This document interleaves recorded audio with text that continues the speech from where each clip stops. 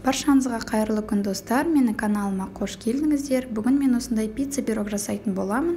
Оған қажет заттар: 300 мл жылы сүт, 1 ас қасық қант, 1 шай қасық тұз, 11 грамм дрожж және 4 ас қасық сұйық май.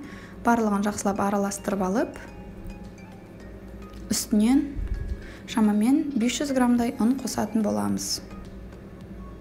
Барлығын жақсылап араластырып, жұмсақ және қолға жабыспайтын қамыр илейтін боламыз. Міне біздің қамырымыз дайын болды. Енді үстінен пищевой пленканы жауып, 30 минут қамырымызды жылы жерге көтерілуге қоямыз. Біздің қамырымыз көтерілгенше біз пиццамыздың салмасын дайындайтын боламыз. Мен бүгін фарш және тауықтың етін қолданатын боламын.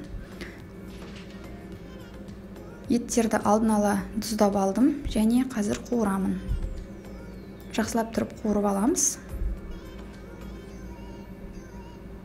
Сіздер өздеріңізге ұнаған салманы салуыңызға болады. Міне мен салмаларым дайын болды, барлығын қуырып алдым. Енді қамырымыз осындай болып, күшті болып көтерілді және осындай бірнеше бөліктерге бөліп, дөңгелек етіп, қамырымызды илейміз. Дәл осындай етіп илеп, дөңгелек етіп илеп, соус жағамыз. Менің соусым кетчуп пен майонезбен жасалды. Осылай кесішкімен соусты жағып шығамыз және ішіне салмасын саламыз. Бұл тағамның бір ерекшелігі, әр дөңгелекке әртүрлі салма салуыңызға болады. Міне осындай етіп түйіп,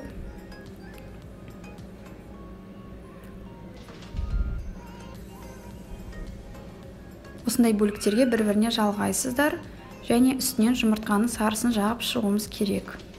Одан кейін әсемдік үшін кунжут себеміз және 180 градус 25-30 минут пісіресіздер. Міне менің пирогым дайын болды. Пицца пирогым өте керемет болып шығады, достар.